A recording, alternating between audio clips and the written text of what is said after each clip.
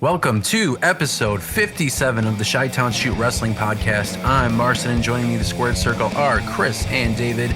We're coming at you from the heart of the wrestling world, Chicago, Illinois, bringing you the latest news, hottest takes, and all things WWE and AEW. Questions or thoughts, send them over to chitownshootpodcast at gmail.com. Without further ado, welcome to another episode. It's WrestleMania season, almost there as of this recording. So much has been happening. So much is going on in the wrestling world. But why don't we kind of narrow it back to our own lives? What's new with you guys? Anything cool? Anything cool going on? Cool.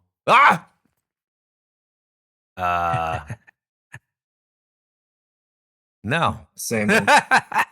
Getting ready for Mania. That's Just Nothing anxious, ready for the WrestleMania.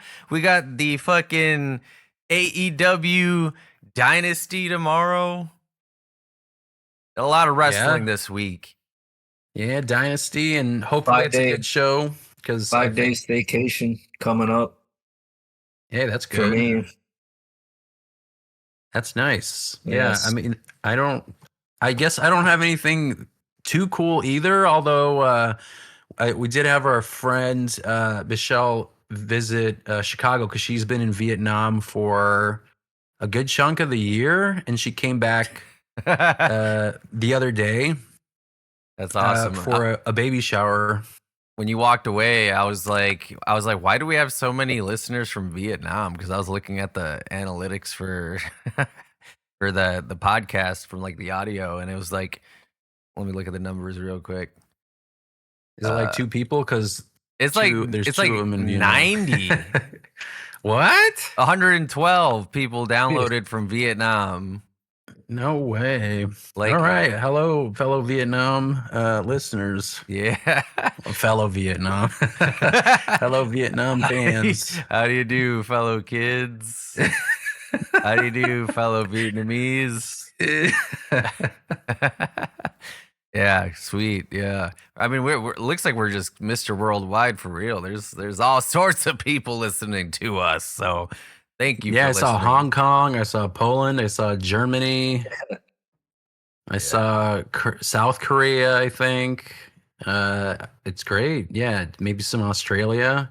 Palestine. Really glad that people are tuning in. I don't even know how you guys find us because we just say Chicago wrestling based, and then we have people from Vietnam listening to us. It's the star in the logo. Must be the wrestling. Maybe.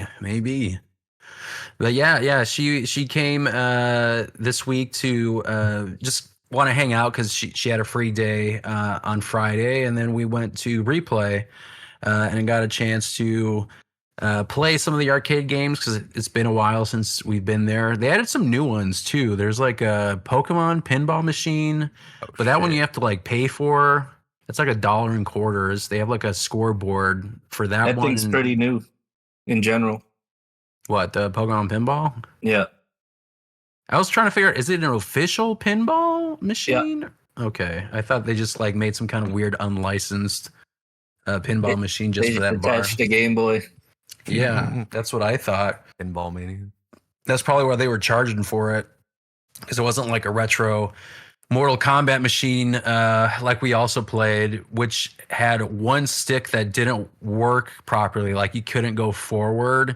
So like I was Scorpion and Patrick was I think it was Johnny Cage, and like I couldn't do shit. So I just was trying to go forward in Ultimate Mortal Kombat 3. It didn't work. So all I could do is move backwards and just like kick from where I'm standing.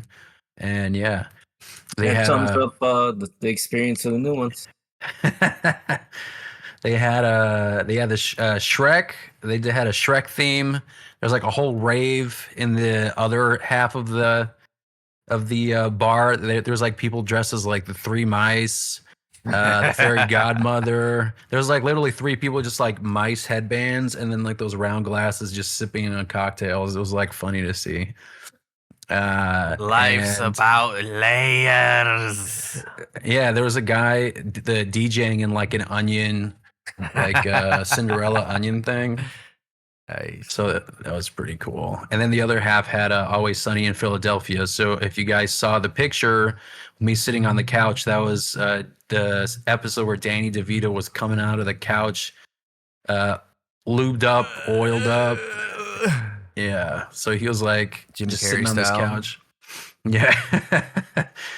So yeah, that was probably the highlight of the week for sure. Ongoing basement renovations. I just got WWE 2K26, so that's been actually fun. I was pleasantly surprised. Now maybe this was just the first 2 or 3 matches that I played online, but the servers didn't kick me out. There were people in the lobbies. It was pretty quick for me to get into a match. I'll say there's maybe a slight delay when you're hitting the reversal button, but it wasn't like debilitating where I'm like, this is just not fun at all. Like it was fun. So I'm cautiously optimistic, and maybe I'll have a final conclusion when I do a couple of more matches, and I'll let you guys know. But yeah, I mean, so far so good. I think the biggest thing that people didn't like was that predatory ringside pass stuff. You see it in Fortnite and that kind of stuff. So I understand that, especially for people who paid like almost $200 for like that highest tier. You still have to unlock a whole bunch of stuff when you just paid $200 for all this content. I get that part. But if I strip away that part, because I wasn't planning on getting any extra DLC at all, it's a really solid yearly installment. I think I skipped last year's, and yeah, I played this year's, rolled the dice, and so far so good. So fingers crossed it stays that way. But we can jump in to the first story. So there's been a lot, when I said at the beginning, a lot of wrestling news. Over in AEW TNA land, there's been a lot of controversy about a recent decision in the world of indie wrestling / TNA wrestling. So this past Wednesday, it was announced that Leon Slater and Nick Nemeth were pulled from their respective independent matches against AEW talent, and Slater was scheduled to face Ricochet, while Nemeth was going to face MJF. And TNA president Carlos Silva cited partner conflicts as the reason for pulling talent. So he began by noting that he faced Pete Dunne. So Will Ospreay was talking about that he faced Pete Dunne in January 2018 at a time when he was the IWGP Junior Heavyweight Champion and Dunne was the WWE UK Champion. So there's been a number of talent that commented on the pulling of talent from this upcoming show by TNA. This is Ospreay's quote. So he said the fact that WWE New Japan let that match happen, and TNA of all people, who the F do you think you guys are? I'm sorry. All the effing talk they were giving about being number 2, and you want to get permission for these guys to do that match and then pull them? I think that's cowardly shit. I think that says everything about what you view your talent as. You view them as less than AEW talent, and that they don't want to grow, and they don't want to develop, and they don't want to give back to the fans. That's me being a hard TNA fan. Those beginning years, the 04-05 era, will always be my favorite era in wrestling, but come on, we all got the best guys from there. To be fair, I like Steve Maclin. He's sick. Hang your head in shame, honestly. And in that specific match that Ospreay brought up, it ended in a double countout. Kenny Omega was also interviewed recently, where he also commented on the situation. Kenny said, if you're in a bubble for too long and you fail to realize what exists outside your bubble, how small your bubble is, in this case, we're talking about professional wrestling, I think you start to run into problems like this, where someone will think that they're better than somebody else, that there is no reason to work together, and they don't see the upside. They can only look at the negatives and downsides. I still think that we're in a place where professional wrestling can still be more than what it is. I do think that if there were situations where we could all play nice with each other, then I really do think that business as a whole would move in towards more of a positive direction. We'd see more of a positive trend. I understand with the amount of money that's at play, that's a very sensitive subject and a very sensitive issue. If we get to a point where we're starting to cross promote or we're having wrestlers wrestle against talent affiliated with WWE, for example, it becomes a sensitive topic as to how do we promote that? Who wins? Who loses? I don't say that specifically as who wins, who loses on paper, but I mean who wins, who loses as a promotion. Who's going to come out looking like the stronger promotion? Who's going to come out looking like they gained something from the scenario? So Omega said later in that interview, if another opportunity comes up in the future, he'd have that talk with Tony Khan. And Pat Buck, who I believe is co-owner of Creative Pro Wrestling, issued his own statement on TNA pulling their talent at the Creative Pro Wrestling show. He said, I do think at the end of the day, if everyone were to really just sit down and figure out a way to make it happen, it's more than doable. We've seen it in other sports, other forms of media. This isn't just a thing that's unique to pro wrestling, but maybe you could also make something really cool by having two forces that you would never see share a screen, team up, or face each other. I've always been maybe a little bit unrealistic in that realm of thought, but I've always been willing to at least entertain that if there was ever an opportunity to do so. I really do think how passionate I do feel about working together with everybody. And I think Tony would hear me out and also entertain that idea as well. TNA, specifically Carlos Silva, forced a change to the main event of our Creative Pro show 3 weeks out after it was already approved and promoted. Not sure who that helps. Creative Pro is a training school with a promotion focused on developing talent while running consistent live events. We're a school, dojo, and a mom and pop business just with two dads. Live events are a necessary training tool, and they're disappearing even at the highest levels because they're not as cost effective and the money is in television. In a direct way, we are providing a service for your talent to make money and keep their skills sharp. Do you not see that? We train wrestlers for wrestling companies, and now a wrestling company has stepped in and hurt another wrestling company that helps wrestlers get to wrestling companies. Makes perfect sense. Maybe I'm the one missing something. So he goes on to say that he's annoyed. And he just feels how cringe this whole situation is for the reasoning why they pulled the talent. He talks about how Creative Pro isn't a competing media company. It's a training ground that built its own platform to develop talent. So it's not like they're TNA's competing with them. They don't have a TV deal or anything like that. So he also talked about how years ago TNA used their students for extra work in a meaningful way. Now he feels like it's carrot dangling, ring crew and helping with catering, but that's an entirely different conversation. So obviously he was a little bit upset at the whole situation. 3 weeks out, you're pulling out your own talent, talking about conflicts. And MJF also was on Busted Open Radio, and he was a little bit more succinct in his comments. He said, let's talk about TNA and the fact that they're pulling young talent off shows when they're barely paying them any money whatsoever and telling them, hey, you can't wrestle because there's a guy from another promotion that is wrestling on this show. Does that help young talent grow? Does that help young talent become better inside the squared circle? Moreover, does that help young talent put food on their plate and tables so they can eat? What Carlos Silva is doing is disgusting. If anybody supports him or that company at this point, it's very hard for me to wrap my head around, he said.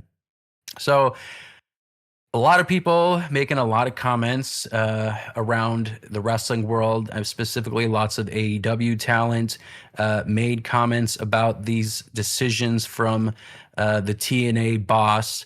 So Chris, let me ask you, Kenny Omega mentioned that TNA might be living in a bubble. Do you think TNA's move to pull talent is a legitimate strategy to protect their brand's value, or do you feel like it's insecurity? I would lean more towards that it's an insecurity because they aren't necessarily WWE. I feel like if you have an opportunity to expand and let other people know who your wrestlers are, who your talent are in like indie settings or whatever, then I think that's a positive. I don't see how it hurts TNA in any way. I don't see what the negative necessarily is. You know what I mean? Is it because the wrestler themselves is like making some money? and that's like a weird thing. But honestly, it's like free marketing for TNA in a sense, right? Right. I mean, and that example of Ospreay saying how, WWE had no problem with like a NXT UK guy going up against a New Japan guy at the time. I mean, maybe it'd be different if it was AEW versus a WWE guy, but I don't know. I honestly, honestly kind of baffled too. I think maybe there's some weird, like WWE is helping out TNA, so maybe there's that kind of part of that where WWE's like, well, we don't want you doing stuff with AEW talent because you're supposed to be with us under our umbrella. So, I mean, I guess there's that possibility, but it does, for me, scream a little bit like insecurity. If you're comfortable in your product and you feel like you can be successful, especially if it's an event for, it's like they said, it's not a major TV show. It's a development local like indie wrestling company who was putting on a match card and like they were lending their talent for this show. And I don't see how much of a deal breaker would have been for TNA to put the talent on there. So yeah, I mean, David Ospreay, like I said, he pointed out that WWE and New Japan allowed that match years ago. So in that context, if WWE is willing to play ball occasionally, does TNA look cowardly? Like, what do you think? I think it's just like a lot of, I think then versus now, there's a lot more like politicking going on.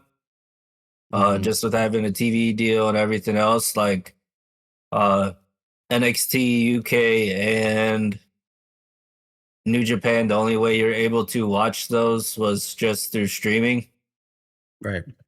So, and my guess would just be because it's different cable companies, not an established partnership. But I think it sucks. I think it's stupid. Like, just because like TNA talent runs around in indies and they can be caught on like IWTV or Thriller and all that other stuff. So Right. definitely strange. Because I mean, what are you supposed to do like in situations like that? Because even I don't think that somebody necessarily somebody in Evolve should be able to show up on like. And somebody from AEW is working an indie card. I don't think anybody bats an eye. Right. I mean, I feel like Unless I'm WWE wrong. talent. I mean, And they show up on, in indie shows, other indie shows, and maybe it's because they're approved WWE indie shows.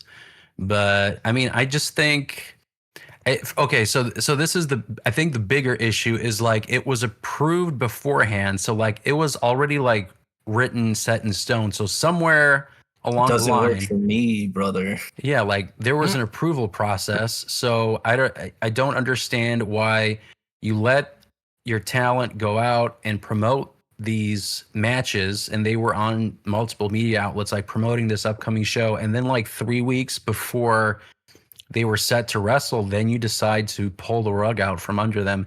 I think that's the crappy part for me. Yeah. Yeah. 2 points. Then you have to, yes, go ahead.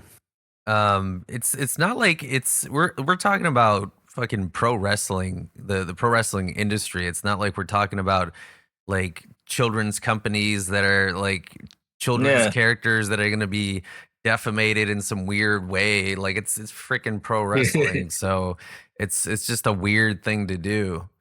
And these wrestlers also need, I feel like they need the reps of just going out there and doing stuff, because like there isn't those live events. Like who was that Anymore. that was saying that? Kenny Omega or somebody? I think Couple of them. Yeah, a couple of them. Well, anyway, yeah. At this Pat point, Buck, yeah, Pat said it. Jey Uso said it too. Yeah, so I mean, so we're seeing a lot of injuries too, a lot in these bigger promotions. There's people that are just like dropping because I feel like they're just not getting the practice and the repetition in to perfect their their moves and stuff. So it can only benefit wrestlers to go out and do some smaller promos, and then it's good for the industry because the hardcore fans will add that fuel to that fire, and then the casuals will kind of like catch on because we like the hardcore fans like ourselves will hype that stuff up, and then, oh, did you hear this and that? So I only see positive stuff from just having these wrestlers go out there. Yeah. So let me throw out a Steelman argument. So Pat Buck threw a jab saying that he's glad that he works for someone like Tony Khan because I think he is under contract with him with like the talent development he's stuff. backstage. And he's backstage, yeah. So he said he's glad he works for someone who champions the entire sport. But if you guys look at it from like the the other perspective, do you feel like if AEW's willingness to let talent work elsewhere, do you think that is a great recruiting tool, or do you feel like it eventually hurts their own brand exclusivity and like branding? If you had to look on the other, I don't think so. I mainly because like in something like in other things you'd find it weird, but it's like it's kind of a cultural thing. Yeah. In wrestling, and it's okay to like. I think we're in a world where it's or like in a climate of wrestling where it's like there's enough into the lore to travel, and you're not doing anything to hurt kayfabe because it's gone or it's a Right. lot. It's just it's a different format, and that's how like you hear about like somebody seeing Flair at a small show but bringing big gold, Right. and hitting small towns and doing things like that. So I think that that's good that AEW does that and continues to. Yeah, I feel like there's that aspect of like goodwill Right. from fans that you would get from fans if you allow for these smaller promotions to get matches like this that you normally wouldn't on, shows that have TV deals and they have ratings, and there's a whole business model and policy, of course, Cost set in of place, admission. contracts, all that kind of stuff. Yeah. So I think this kind of hurts TNA a little bit. I don't know how much it'll hurt TNA because it's a very specific regional independent show. And it's, talking about these handfuls of talent that were pulled because AEW talent was on there. I don't know how much of a ripple effect it actually does, but I can't say it's not zero, where there's got to be some goodwill where people are like, well, TNA boss, like, why would you do that? Kind of thing. Hopefully it's the last time he does it. Right. And I'm curious, like, I feel like maybe after all of these news outlets and maybe when we publish this podcast, they resolve it and there's some kind of resolution to it. I think it would only help TNA to partner and just like give out talent occasionally. Like it's like WWE in the 90s. I mean, they were struggling in the mid 90s, but they partnered with ECW, loaned each other talent to help their respective brands. I mean, it's not like it's a new concept in the wrestling industry to like borrow talent, and even like TNA, I think too, right? Like in the past. So I mean, TNA and WWE right now. TNA, yeah, that. I mean, even in like the early '90s and stuff, like WWE also used Memphis Wrestling, Jerry Lawler's promo. Yeah, and New Japan or All Japan, one of those two. New Japan. Yeah, so they were doing that in the early 90s, and those were major promotions. Like we're talking about local indie school. I would say the like wrestling, like pro wrestling itself is built on this territory, interwoven kind of relationship stuff that kind of like came about through the inception all the way through essentially the 80s, and then those like pockets of collaboration that were kind of happening. But I think it's in the DNA, and I think that's just should be something that's uh, presented more from the DNA, where it's like, okay, well, this is pro wrestling. This is a foundational thing to collaborate and cross over and do the Forbidden Door stuff and like, create that excitement. And then there's going to be plenty of winners in that, you know? Yeah.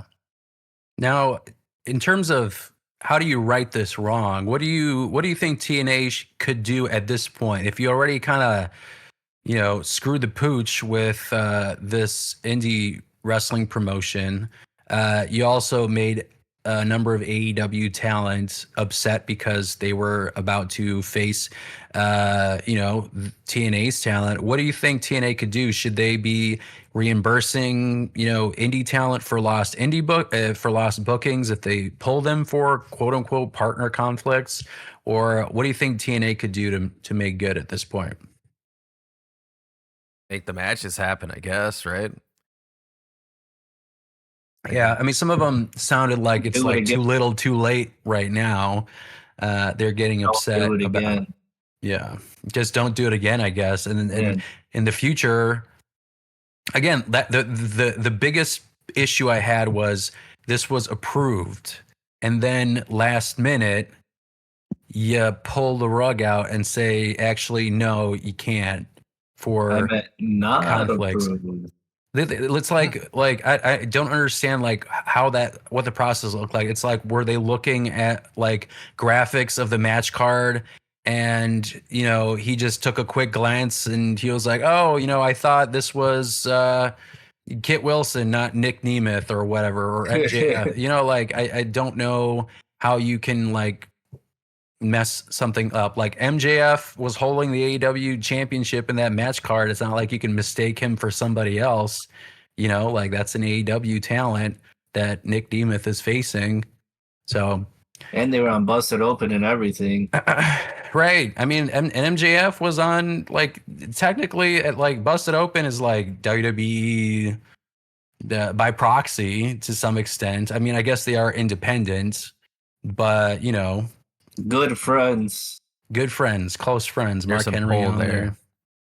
Yeah. Yeah, and Bubba, I mean, he was a TNA talent. He was behind the scenes, and he's also been working with WWE. So I think it's an interesting dynamic right now going on there. But yeah, I think, and this is kind of like ties into other things. Like, I guess we'll briefly talk about the Berwyn Eagles Club thing that happened. So it's still not completely certain like what the situation went down, but it sounded like this promotion that ran a show, did some kind of stunt that basically caused a bunch of indie promotions in the Chicagoland area to no longer participate at the Berwyn Eagles Club, apparently forever. So again, it's like, what is my point? My point is like, people need to take a step back, and when you're making decisions, you gotta think more than one step ahead of what's in front of your face. If you think it's gonna be some kind of weird, cool spot that will pop like two people in the front row, I honestly don't even know what the hell they were aiming for, but like for that promotion specifically, you thought you were going to make some waves. Well, you sure did, because you just blacklisted the entire Chicagoland wrestling community. So you made waves for sure, but I don't think that's the intention that you were looking for, So same thing with TNA. If you agree to a match card with these people, you sign the dotted line, everything is set in stone. You have both sides going on interviews promoting their matches, and then last minute you pull them from the show. That also makes you look stupid, and you don't get goodwill from the fans. So whether it's TNA or this other promotion, you got to look at the bigger picture and not think so irrationally. I'll say that. Think irrationally. Selfishly, I mean, they're just not looking at the bigger picture. They don't like, you're not saying like, how does this affect A, B, and C, because all I want to do is get this immediate sugar high from whatever this is, a knee-jerk reaction, a booking decision, so it gives you long-term, long-lasting effects, if not at least for the immediate future. So yeah, I hope it works out. I hope eventually maybe Bro and Eagles Club, maybe it's their also knee-jerk reaction saying, you know what, no wrestling shows ever. Maybe they just need some time. They could at least just blackball this specific wrestling promotion and let other ones that have never had an issue continue to do wrestling. Because, I mean, again, like for them, I feel like there's got to be some kind of decent income coming in when you have all these people buying booze and all that stuff. So we'll see. So same for TNA, like I think they're in a pretty good spot because you are partnered with WWE. So you have a lot of support there. But you don't want to keep doing these kinds of things where the goodwill will eventually overpower anyone's want to watch your product.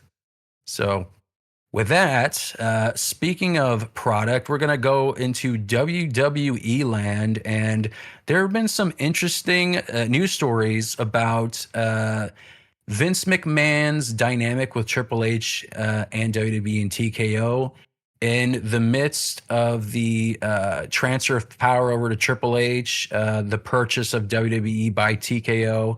So initially there was a lot of conversations, and I think people, like even when we were watching this pretty closely from 2022 to 2023 when everything was going down with Vince, his own personal lawsuit, the power struggles and all that kind of stuff, you could kind of tell that it's like they say Vince was gone, but then sometimes there would be weird booking decisions happening on Raws and SmackDowns that were like, this seems like a Vince McMahon idea.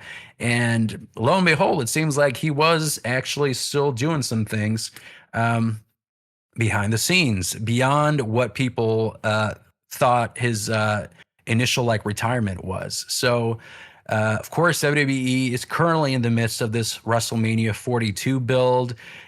Some people are saying it's lackluster. I think it's somewhere in the middle. But yeah, I mean, there's that whole story right now that WWE is talking about, basically, pitting their wrestlers against the corporate bosses at TKO. You got Pat McAfee. Talking smack. He did a whole promo on SmackDown talking crap about Cody Rhodes and CM Punk. He also even put in between now and Monday, you got 20% off for Saturday. So cringe. And also in the same promo said, don't watch Sunday because the Sunday show sucks. I mean, that's a heel tactic, but as a promotional thing, I don't know if that helps, but who's on there? Vince Russo writing this shit, bro. So there's some new reporting from Brandon Thurston at Post Wrestling that a lot of the corporate drama we talked about and speculated about was a little more intense and messier than what we've been seeing on TV and in our own conversations. So there is an investor lawsuit that's currently claiming the 2023 sale of WWE was a quote-unquote sham. And the big news this week is that the court is looking at deleted text messages between WWE President Nick Khan and Chief Content Officer Paul Triple H Levesque that paint a picture of a leadership team frankly trying to manage an unpredictable Vince McMahon during the merger. So there were a number of texts that were published in a lot of news outlets. And on the eve of the TKO merger, which was around September 11th of 2023, these texts show that the vibes behind the scenes were pretty tense. And while Nick Khan was allegedly spearheading the use of the auto delete app on Signal to keep his records clean, which is a whole other issue because that's kind of like destruction of evidence, but I'll leave that to the lawyers. Some text did survive. So on September 11th, the day before the merger, Paul Levesque said, "How's it going so far? Man, I'm wound tight today. D-Day tomorrow, expecting the worst. Nick Khan responded, but both of those messages were deleted. Then on the September 12th, on Merger Day, despite all the chaos, the two shared a moment of basically like, hey, man, we're doing this, showing solidarity with each other. Paul Levesque's text said, Nick, just wanted to take a moment before all the craziness today to say thank you. Thank you for getting us here. If it wasn't for you, I would have been gone a long time ago. See, that is interesting. That isn't something that I would have expected from someone who is married into the McMahon family to be like, yeah, you know what? If you weren't here, I don't think I would have been in WWE. Maybe we would have actually seen Terror Rising as All Elite Wrestling. Sooner than later. So he was saying, I appreciate you and all you have done and gone through, and I appreciate our friendship. It means the world to me. Nick Khan, this one wasn't deleted. This one said, you are my guy. You got me here. I want us to do this for 20 years and call it a day. I appreciate and admire you. And the most one of the more interesting parts involves December 2023. So this is after TKO supposedly merged with WWE. So even though at the time the narrative was Vince McMahon was out of creative, there were text messages that show that Triple H was frustrated that Ari Emanuel, who's the CEO of Endeavor, wasn't actually cutting ties with Vince. So this is from December 10th, 2023. This is Triple H. He says, the more I think about it, the more I'm kind of disappointed in that Ari convo. Seems like we are in the same place. I'm going to tell him to stay out of it or else, is what Ari said. Triple H said, that's way different than I'm telling him he's done. It's over. Triple H said he's kicking the can down the road. Nick Khan responded, but he deleted the message. Triple H then said, between you and I, it feels like they are both backtracking on the he's out narrative. It's back to the, well, if he wants to go to the show now and if he gives notes and wants to have a 30-minute meeting now and then, okay. They said Vince just sent an email rescript for Ari Emanuel. And then Nick Khan said, seems off. Let me call him. So even past the merger, December 2023. So this is like right before WrestleMania 40, because I think we knew that WrestleMania 39 that Vince McMahon was still involved in like some of the booking and ideas. And Triple H, he had his own actual comments. So this is him on a podcast of Cody Rhodes, What Do You Want to Talk About? That just came out the other week. So he made some of his own comments regarding the situation of being handed over the creative powers. So this is what Triple H said on the podcast. He said, I think so. Cody Rhodes was asking when, when did it start like feeling like real for you with like, the creative and stuff? Was there an actual like timeline? He said, I think so, though, there was. And again, this is where I'm terrible with times, but it's not like one day here, it's yours and everything else went away. Right. Triple H said there were so many aspects of that of, hey, Vince is stepping away. You're going to take his spot, but he's still chiming in. He's still meeting with me all the time. And he's still directing traffic from the side. There's no real clear moment. It's a weird situation. There's no real clear moment for me, but I would consider it that, yes, he was talking about WrestleMania 40. Triple H also spoke candidly about the difficulty of navigating that transition publicly, particularly when decisions were made that weren't entirely his own while he was being presented as the person in charge. So Triple H said, the only thing that is difficult in that transition, you're trying to, at the end of the day, when people are like, yeah, but it's your decision, right? You have to defend your position and you have to be able to sell that to people and explain it to them. If it's a little bit not your position or a little bit like, well, why did this happen? You don't want to say, well, because it wasn't totally my decision, not because you don't want to seem like you don't have that power, but you have to position it that way. So he's just implying like, well, there wasn't a clean transfer of power. They officially called him the chief creative officer, but there was this period of time where Vince is still texting him ideas. I'm trying to figure out. There was another one where I think this was also December, where Vince McMahon was gonna head to a Cleveland show for Monday Night Raw, and Triple H was texting Nick Khan, being like, "I'm hearing that Vince is coming to Cleveland. You know, the Raw. What's up with that?"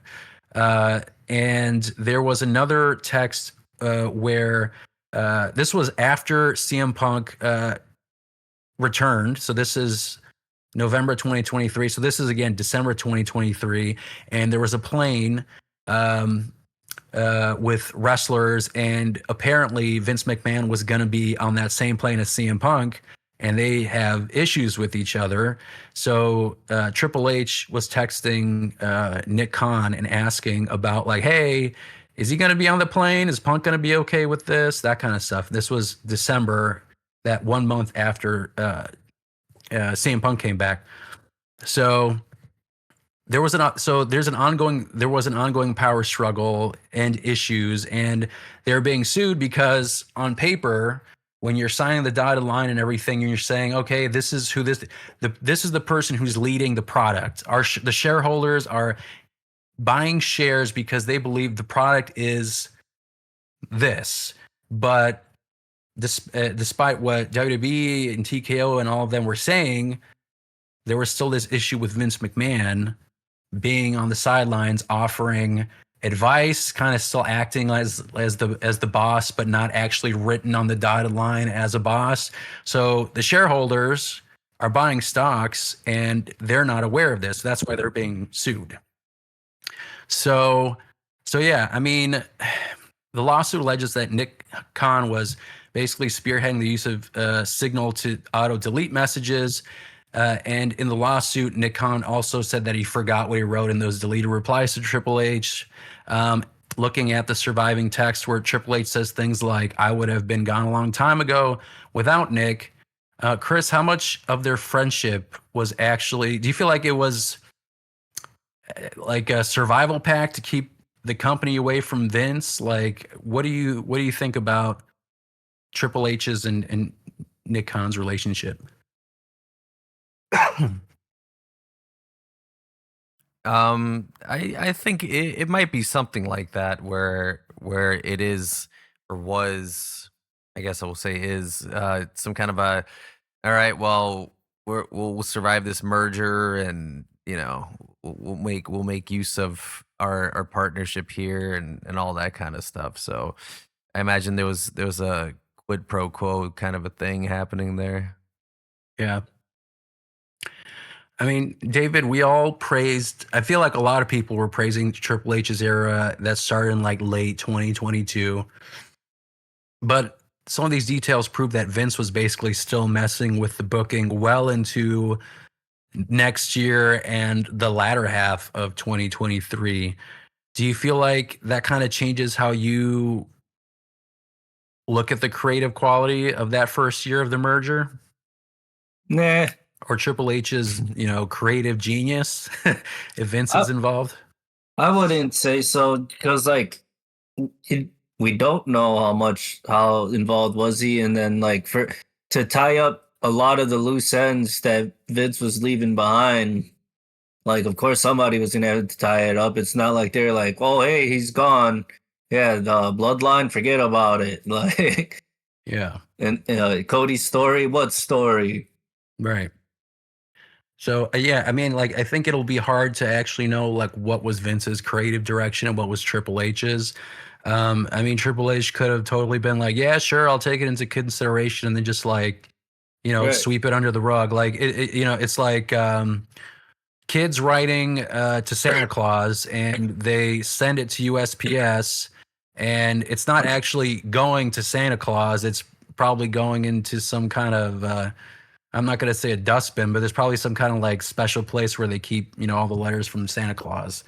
So that's the equivalent of what I think Vince's creative suggestions went. So I talked about that text from December, I think it was December 10th, where Triple H realized that Vince is on the same plane as CM Punk, who just returned, and he asked Nick Khan if he thinks that's an issue.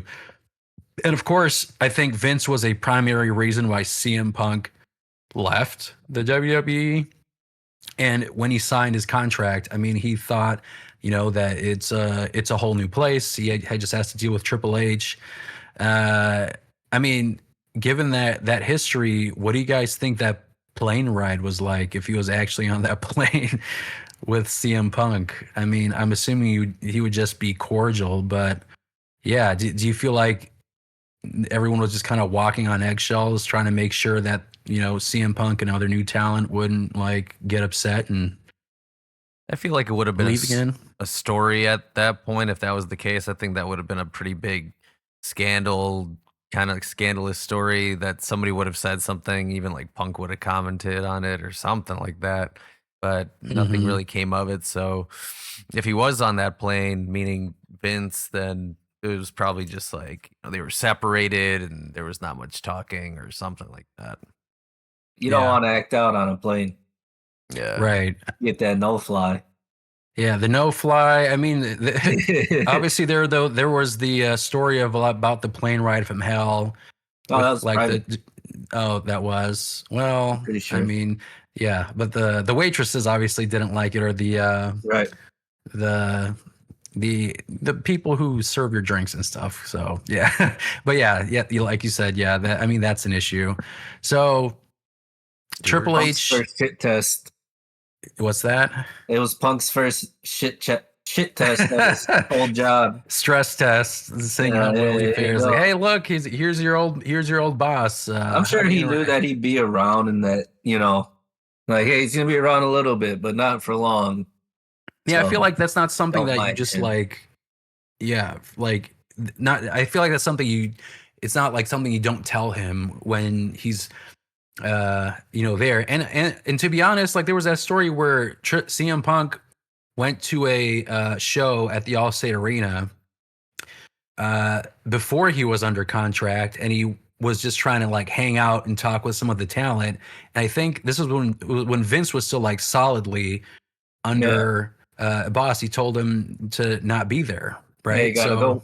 Yeah, so so I don't think CM Punk would have been the issue. I mean, maybe Vince would have had some kind of weird problem, but I don't know. So, and Triple H admitted on Cody's podcast that there were times that he had to defend decisions that weren't actually his, just so he wouldn't have to say that it wasn't his call. So looking back at 2022, 2023, can you guys remember, like, were there some moments that you felt like was the most un-Triple H moment on TV that he was probably just forced to sell and just be like the human shield for Vince's bad booking decisions?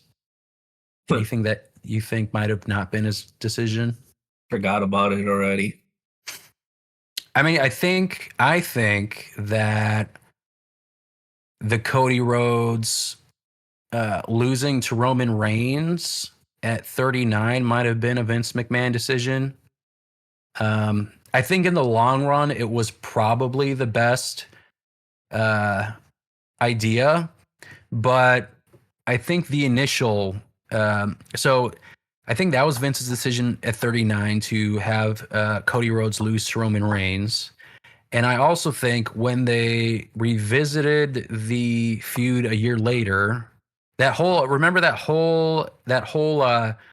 through line of Royal Rumble, Cody Rhodes wins the Rumble, he's pointing to Roman Reigns, and halfway through, was it February, where they were like, actually, Cody, you're not going to face Roman Reigns.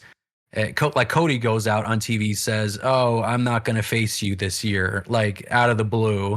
Even though that was like the most bizarre booking decision, because he pointed him at Royal Rumble. He had this whole issue, and then The Rock comes out instead, and I think that was a Vince McMahon decision. And then, of course, we had the whole "We Want Cody" stuff. going up to WrestleMania 40, and then they changed the story there. So I think that was the most un-Triple H thing, I think, going in. So, Terrible. yeah. He should have waited. In hindsight. Nah, you couldn't make it. You couldn't make it 2 years. Like I understood like letting him cook, but like 2 years, like make them in 3 years. Nah, I would have. Maybe You next would have time, had kids. people have blue balls up until then. So I don't think That's so. all right. Chop. Y'all haven't liked them since. Y'all haven't liked them since.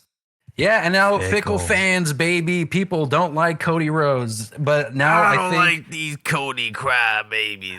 honestly, I feel like this Pat McAfee story is now making Cody Rhodes more sympathetic again. Like somehow he keeps on getting in this position where people are like, man, well, we got to cheer Cody Rhodes because He's all we got. Pat McAfee. It was a simple story. You had Randy Orton, you had Cody Rhodes. They didn't bring up Legacy once, and they insert fucking Pat McAfee into the story and That was jelly Vince's roll decision now. right there. That's Vinnie Mac right there. Yeah, he's back, baby. Damn it, put him in. Here's an McAfee. That's some good shit, pal. Love it. So, speaking of WrestleMania decisions and WrestleMania, our main segment is the grandest stage of them all, WrestleMania and entrances. WrestleMania is always supposed to be a spectacle, and I think a big part of that spectacle are people's entrances. And even beyond WrestleMania, an entrance, I feel like, makes or breaks a character. If you have a bad entrance, bad music, generic songs, this is the first thing that people see when you walk out in a WWE product, at least. So in the WWE framework, that's the first thing people think of when you go out. If you have a shitty theme song and, you know, nothing, everything creatively undesirable, you're probably not going to make it far, you know? So this segment, I want to talk about WrestleMania entrances, and there have been so many grand entrances at WrestleMania. I feel like it's really hard to pick, you know, a few, but I do want to at least try at least three to five wrestling entrances at WrestleMania that you feel like deserve to be in a WrestleMania entrance Hall of Fame. So I want to take some things into consideration when you guys make your choices. So the scale, so like the spectacle, the budget of it all, you know, some people just go out walking down to the ring, and some people have 20 Terminators, you know, in front of them with a throne and a stick of, you know, Terminator heads on their staff.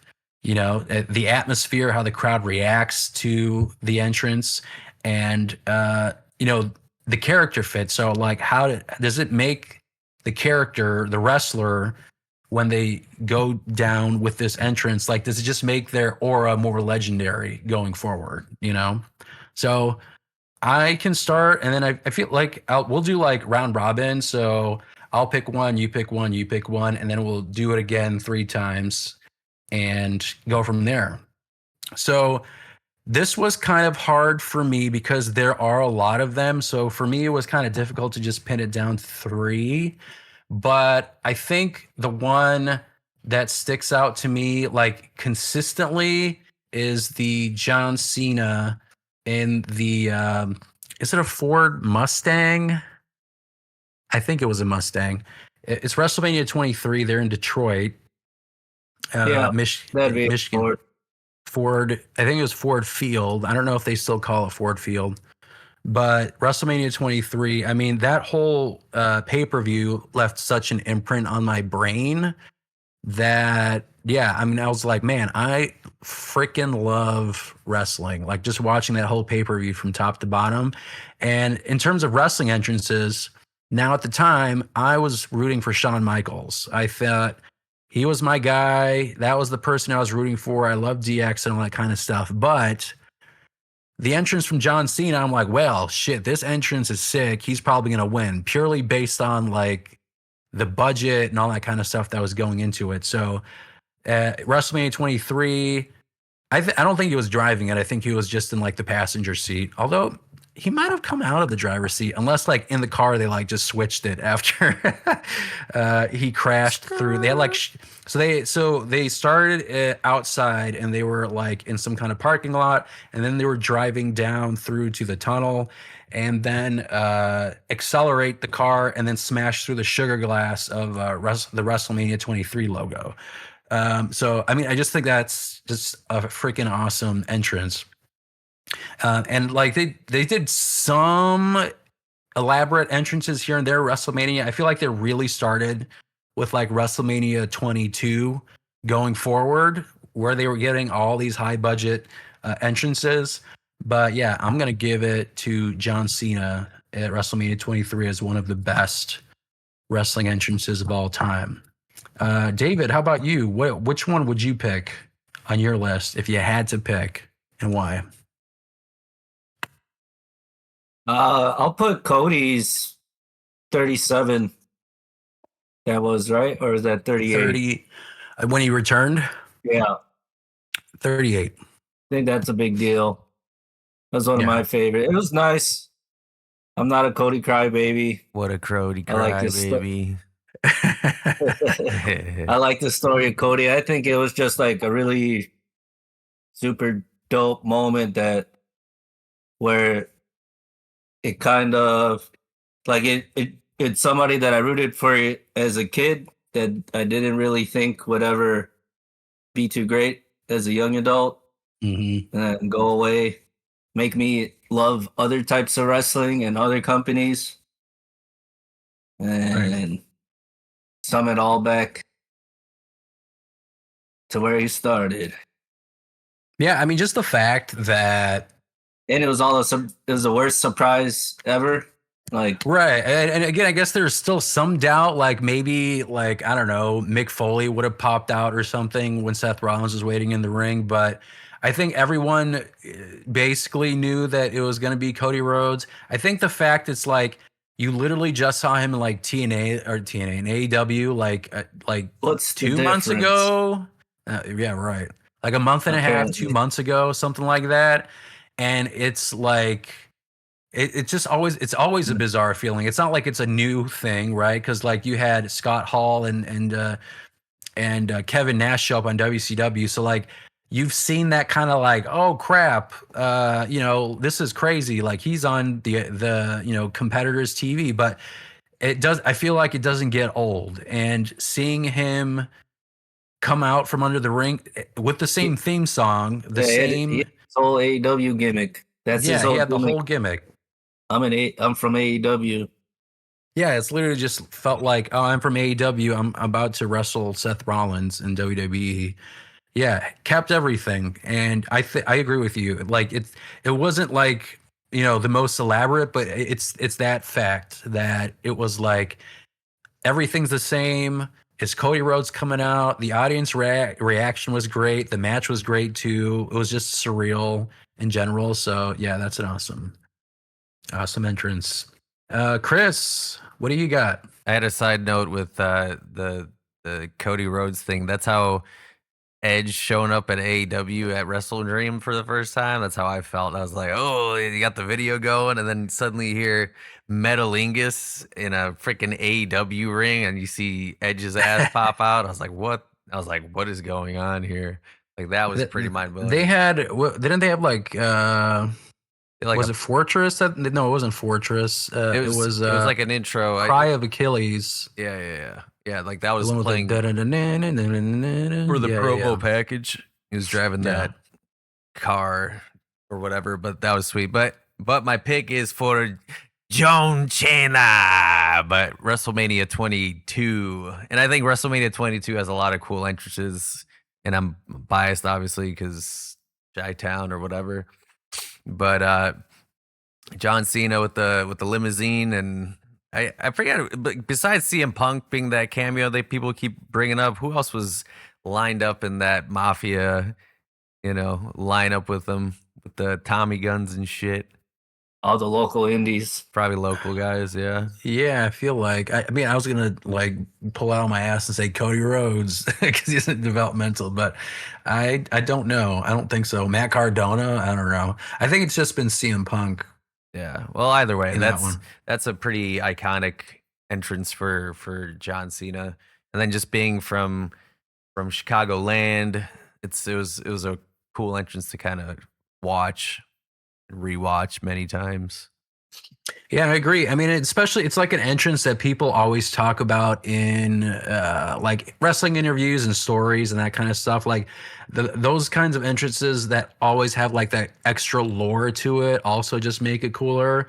I mean, being from Chicago and like just going towards the stereotypical like, you know, Al Capone, Tommy Gunn, yeah, she kind of Deep shit dish stick. pizza, yeah. Yeah. So like I guess I get it because it's like, all right, what's the most like Chicago symbolic thing you can do? Like next time they're here for WrestleMania, it's gonna be a giant like pizza slice on the Glizzy. stage.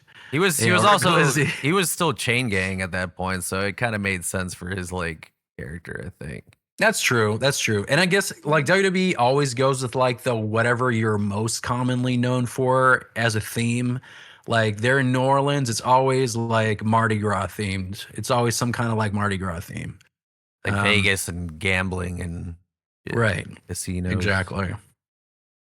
So yeah, that's a good one, and I agree that one. Like I said, at WrestleMania 22, they had, like I said, they had some cool entrances before, but I feel like the elaborate stuff started getting more elaborate from 22 going forward. The other one I wanted to bring up for me for my second one. This is before WrestleMania 22, so I think this is another one that again, like I had this whole period of like I was so into like the Shawn Michaels, Bret Hart, just saga, backstory, Montreal Screwjob, everybody who revolved around the Montreal Screwjob. Like I was I was there. just so, yeah, just so into it, into like that whole conversation and stuff, like just seeing everything Shawn Michaels beforehand. So WrestleMania 12 with his Iron Man match against Bret Hart, and the him being all the way at the top of that arena in Anaheim, and just going from that top corner all the way down in his like super white glittery outfit on a harness. This is obviously before Owen Hart, going on a harness and just like sliding all the way down to the ring. I mean, I just thought that was such a cool visual, and they've used it in like, you know, wrestling entrances, like the before the WWE show starts. Like it was always using a clip there, and it's just iconic. Like it's just so imprinted in my brain. I couldn't not include that as like one of the greatest wrestling entrances of all time. And I mean, it went on to be they put on a great match. I mean, some people thought it was boring because it took an hour long and it ended in sudden death. So there's that, but I mean, it's just an iconic entrance. So, David, what's your number two? Convict Dom. Oh, 39. yes. That was actually like one on my brain too, but yeah, why do you like the Convict Dom one? Because he got locked up for such a silly reason. And he just bought into the whole That thing. shit was pretty funny. Yeah. And then like he's getting walked out and being surrounded like he's Goldberg or somebody. Yes. Or like he escaped Arkham Asylum or something, and he had like Right. the Rey Mysterio mask. Right. He was trying to like flip his head back with like the hood, but it got like stuck. And he did it like twice. He was like, it didn't work. Did it a second time, and then he was like handcuffed, so he had to like take the hoodie down with his hand. But I mean, yeah, like that was like the whole like Rey Mysterio, Dominic match, right? Yeah. Yeah, I mean, like that whole like build to that, like that was like such money of a story, and then yeah, leaning into that shit, making him a convict, an escaped convict, getting let out from the from prison Dom. Yeah. Is that Prison Dom? Yeah, sentence. Yeah. Yeah, like especially like recent WrestleManias. That is definitely one that like is also imprinted in my brain. It's just so fun and so genius. Chris, what's your number 2? Undertaker's WrestleMania 19 entrance with Limp Bizkit. He's just on that bike at the the ramp, and they're just doing a set, and he just revving his damn freaking motorcycle. Like there's not enough testosterone in that damn freaking arena for that. Yeah. That shit was hard. Who did he face at 19? It might have been a Ric Flair? A-Train and Big Show. Yeah, it was like a Really? Damn. Which one did he face Ric Flair? handicap match. 17 Oh, okay. or 18. Damn. 18. No, 18. I think you're right. 17 was Triple H with Motorhead. Yeah, you're right. Big you're right. Evil. Yeah, that shit was hard. Hard. That, I mean, like, I'll go, like, I want to talk about ones that I wasn't a big fan of, so I don't know if you guys have any of your own, but, you know, when we get there, I'll talk about some of mine, but yeah, that's a really good one. I also rewatched that recently, and he had, like, all the dancers and stuff. Hands up, hands down. What Hard. you doing there? I saw Hard. that. I saw it in like a reel of like it was like for like a pre-workout like reel. It's like when you just watch this entrance as like your pre-workout because of the amount of testosterone that you were just generating from just watching that. So I was like, yeah, that's the one for sure. All right, my third one. So this is hard. Hard. I think I'm gonna do the New Day. They had the Bootios cereal. Oh man. I think it was WrestleMania 30. Was it 32? Is it 32 or 33? But they're in a giant, like it's a giant box of Bootios, and they actually had cereal in the store. Like I feel like they were super popular at that time. Tag trio. Had a Bootio shirt. They didn't have trio titles. I mean, just that whole gimmick. Like they are, I think they are our geekdom. Like they are our generation of like shit that we liked as wrestlers, and they would always show that in their gear and everything they did. So this is another one that kind of like imprinted in my brain, and I don't know how the fuck they did it, like what the magic was behind it, but it's like it's a giant box, a cereal box, and then it tips over, and some cereal spills out, and then they walk out of the box. So like maybe I didn't see the camera angles. So in my brain, I'm like, were you guys in the box and then you all fell down with the box? Because then they walked out when the box tipped over, and they all came out wearing Saiyan outfits from Dragon Ball Z. And yeah, I mean, like that was just an awesome entrance. Saiyan outfits, giant cereal box. They had Francesca. I think that was the name of the trumpet. And was it Kofi Kingston? One of them had like the Saiyan, the monkey tail. It was just awesome. Like it was just great. So yeah, that was mine for sure. David, what's your number 3? That was my number 3. Damn it! You got a backup? I mean, that's his. That's the one you got. Okay. All right. Ad lib. Yeah, ad lib. Ad lib. I'll say Hogan at 18. Oh, see, there you go. Yes, exactly. Yeah. Why? Because it was Hollywood.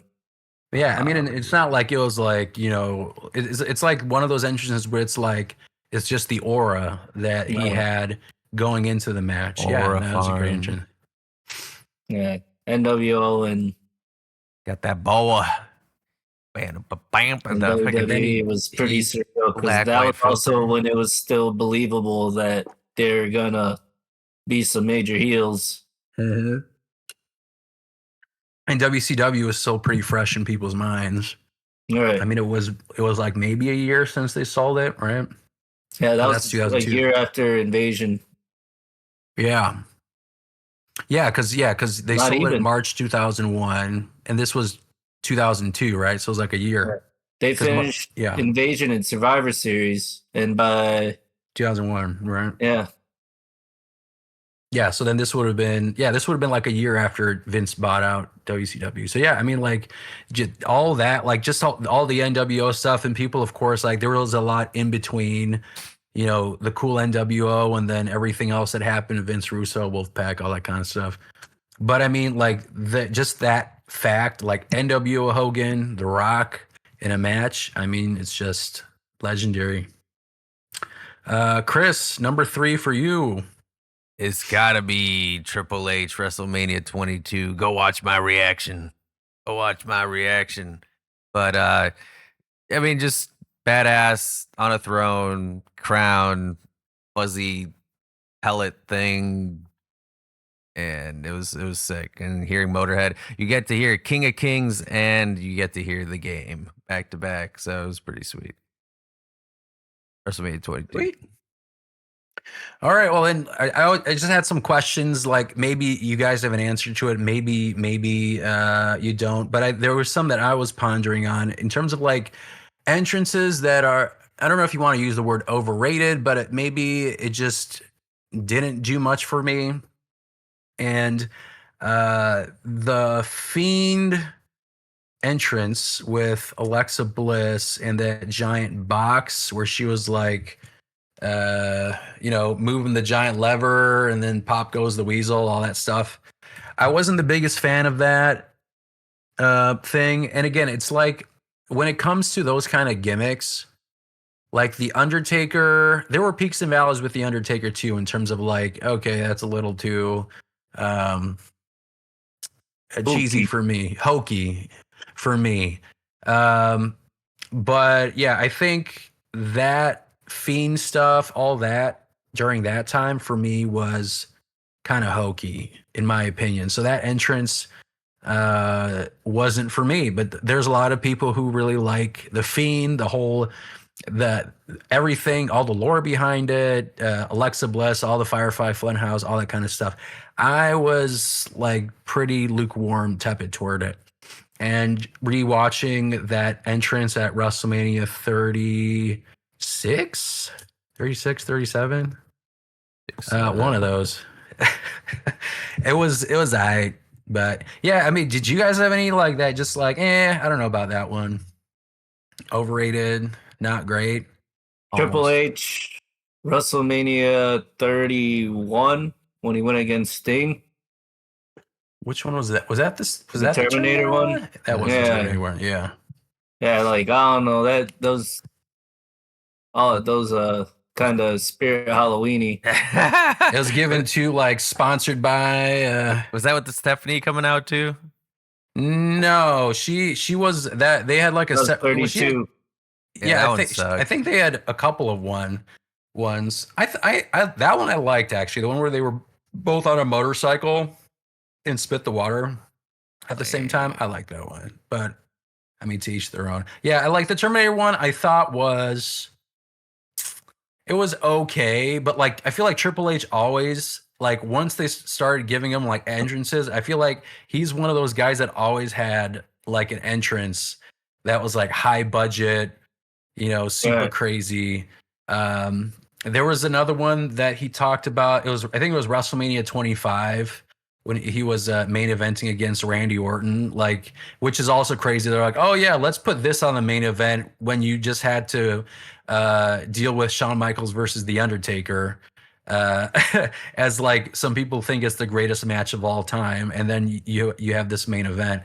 That one was the one where Triple H had like he was staring at himself in like a mirror, and he threw the hammer at the glass and it shattered. I think it's cool in concept, but he was also talking about how I don't even know if they captured it on camera, but apparently when he tossed the mallet at the glass, he like slipped. He did like a Looney Tunes like so yeah, like he was saying like that was probably one of his least favorite entrances because that didn't go too well. Boing. Yeah, and there was the other one. I think the one where he was facing Brock Lesnar. That'd be funny. I'm curious if they actually recorded it because like he was talking about it. I remember that entrance, but I don't remember him doing the thing where like Sub-Zero puts the ice on the floor and then everybody's go, yeah. That's what he said was happening for him. The Lesnar one, when he was like having like that ice that was coming in, and then he had like the stuff on his chest, he was getting like burned by the dry ice. That was another awkward one because like he was like walking through. I'm like, what the hell was on his stomach when he was walking through? And then that's another one where he was going to the ring, and then Brock Lesnar was telling him like what, like he was like mouthing to him. He's like, "What's on your chest?" Because Triple H wasn't paying attention, but like he was saying, in his like body, he could hear sizzling. And he didn't realize it until he got to the ring that the dry ice that everyone else saw on camera was like literally like burning him while he was going to going to that match. So that was another one I was like, oof. Like it looked cool initially, but then after I saw it on his chest, I was like just distracted the whole time. So I would say peak C Nation, John Cena, and I think WrestleMania 25, where it's just like an army of John Cena's. Like, the Cenas, yeah, the real Slim Shady. Yeah, that shit was corny as hell. I think it's a cool visual, but yeah, like I'm like, okay, you just have like a line of, John magical Cena's. hats. Yeah, it's magical hats. It's Karibo, Cena's. Yeah. Wow. That wasn't that great. There's two of them. I think, no, these weren't back to back, but there's WrestleMania 28 with The Rock. He had the longest freaking entrance because he had a Flo Rida concert right before his music hit. So I consider this as part of his entrance because it literally just started right into his entrance after. So there's a whole Flo Rida, hey, and now you are the wild ones. Yeah. So they had that whole song. Well, that was like, I think that was the theme song for 28. Yeah. This is like the first like twice in a lifetime John Cena Rock thing. So they had this whole Flo Rida concert. And then The Rock comes out and does his thing. So do you have a flamethrower? The Rock is great. What WrestleMania? I don't know. That 33 or 34. 30, that wasn't he the one where he was tag teaming? Wasn't it? I don't remember. Well, do you know that 39 as well? You mean tag team 40? Match? Yeah, 40. He did. He did like it was like the Brahma Bull, I think. Fire, wasn't it? Like it was like the center. Yeah, he did that for that one. So he's a big fan of like setting something on fire or a fire outline. Yeah, so I wasn't a big fan of the Flo Rida concert right before The Rock started his entrance. Another one, Kid Rock at WrestleMania 24. There was like it's a Divas match, but none of them went out to their own entrances. They had to go out to what was that song? All Summer Long. That was the one that was like blasting all summer that year. And that was the theme song for 24, one of them too. So Kid Rock. Yeah, so like I think the Kid Rock concert lasted longer than that match. So yeah, that's one I would put on the bottom of the list for sure. I'm trying to think what about like live performances, because there's like a number of wrestlers who, and again I talked about like the bad ones, but are there any like good live band performances? I guess you talked about Limp Bizkit as one. I was trying to think if there were other ones because I feel like the Triple H Wyatt. Bray Wyatt in WrestleMania 30. Yeah. That one was sick. I actually really like that one. And that's my favorite, like Bray Wyatt when they were like the swamp, like Resident Evil 7, like swamp people kind of. Swamp ass? Yeah, swamp ass family. That was a good one. They had like the death mask and just the guy with like the bass line. Dun, dun, dun, dun. It was super cool. Motorhead. That's a good one. No, I see. I would put that one on the bottom because they weren't even singing it properly. That's why it's so good. He didn't give a fuck. He's like, I'm gonna say the same verse again. That's Triple a H very also, Lemmy thing. you guys gotta watch that. If you didn't watch the Cody Rhodes podcast, he was doing a blind ranking of all his entrances, and each one had a backstory about it. So he put that one up higher because he is a fan of Motorhead and he was a fan of Lemmy, but he was talking about how they were rehearsing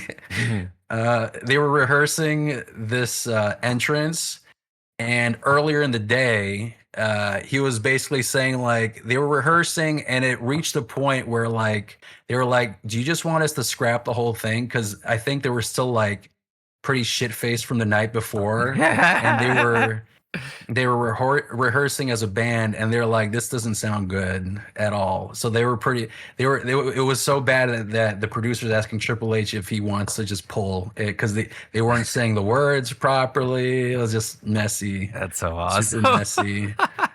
So I mean, like, but then you get the final product, which I didn't think was great either. So I'm really curious to hear what the rehearsals sound like. Man, off that Jack Daniels.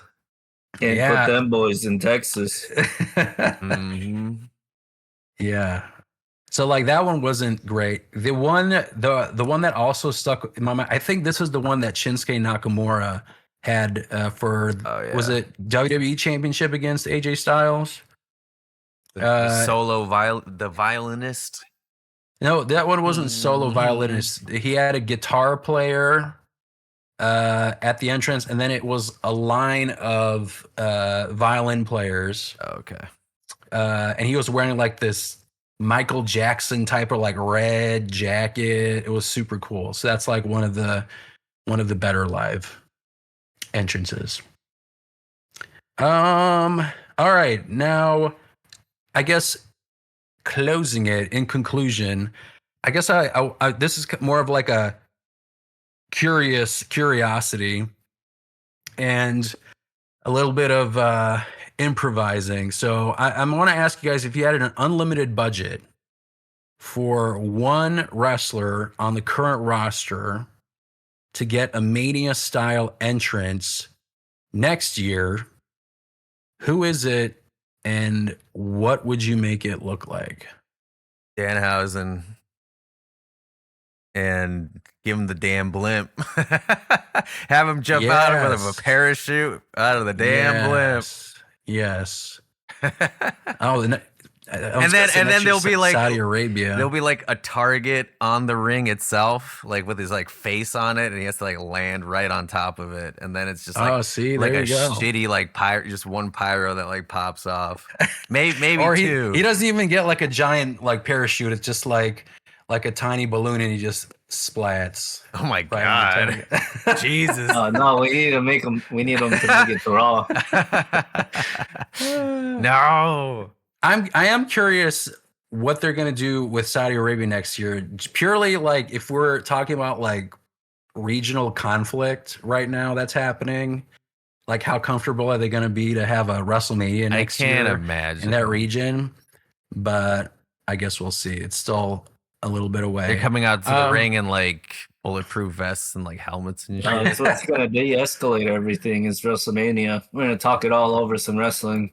Yeah, money talks, baby. Come to the table. So yeah, I'm trying to think like a budget for one wrestler on the current roster. I mean, I don't know what they're going to do with Trick Williams, but I think he would benefit from a super like high budget entrance. His theme song automatically, like the whole, like that is one wrestler that they got super right in terms of like just the delivery and all that stuff. The rotating like glass platform, the coat. Like I'm trying to think like what would you add to that entrance to just turn it up to 11? I don't even know. It'd probably just be a stupid expensive outfit before he goes down to his trunks.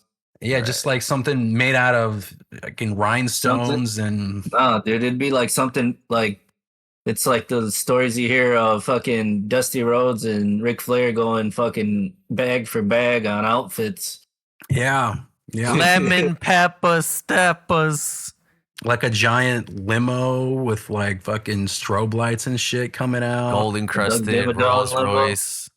Yeah. I don't know. It's got to be something Come out like with the that. huzz. He's engaged. Brazzers sponsorship. Yeah, just that's the bumper sticker. All right. They zoom up on that tail light. He comes out with it, and then they just like zoom into the shoe, just coming out from the side. Yes. Yeah. Yeah, that'd be sick. Yeah, David, do you have anybody who you feel like you would want to get like a Mania style entrance? You kind of took mine again. Royce Keys. You said next Hold on, year. let me ad-lib. Ad-lib. Yeah, I mean, I'm asking you guys to improvise. So. I think Aleister Black would benefit from one of those. Creative exercise. Aleister Black would be spooky. cool. I think he's spooky produced. Yeah. Something like WrestleMania 29 Undertaker, Chris, do you remember like the hands that were coming out from the bottom? Mm-hmm. That was that's another cool entrance that I forgot about that I just where he was it was against CM Punk. Yeah. It was just such a cool like silhouettes of all the hands that were coming out as if they were like coming out from the underworld, and he was just like walking down the ramp. Something like that would be cool. I agree. I mean, I love Jade Cargill's entrances that they've been giving her for WrestleMania, so I would totally be down to do maybe something like X-Men. Like I guess she's done X-Men before, but like X-Men 97. Kind of like confirm it. Yeah, like X-Men 97. X-Men 97. I don't know if it's coming out this year or next year, but that'd be a sick crossover if she was literally just like in Storm Struck by lightning gear. Yeah, that would be sick. So, I mean, they've done that. What was that? Was it Undertaker or somebody where there was like lightning that like hit the Titantron or some shit like that? What am I thinking about? are you talking about when he was in like a coffin and struck lightning on the coffin? Something. I forget who it was, but there was like some. You might be remembering like the Undertaker Randy Orton feud. I feel like there was a entrance like that. Yeah, I don't know if it was an entrance. It might have just been a couple times in the 90s where Taker shot lightning, but right. never like entrance related. Yeah. But yeah, I mean, like I'm excited for this year's WrestleMania because there's always going to be cool entrances. I'm hoping Finn Balor gets like a cool demon Finn Balor dude entrance. Wipes. Yeah, you know it's coming. I mean, his entrance, not the dude wipes that get painted on him, but they pay for the Venom license. Oh yeah, see that'd be cool if he did like the Venom. They might pay for it. We'll see. But like he always has creative like paint on him, so even if it's not Venom, they could come with like 40 different design concepts. But yeah, that is a wrap for this episode of the Chi-Town Shoot Wrestling Podcast. Please don't forget to like, subscribe, rate us, and leave your feedback. Tune in next time for more wrestling madness. Until then, keep marking out.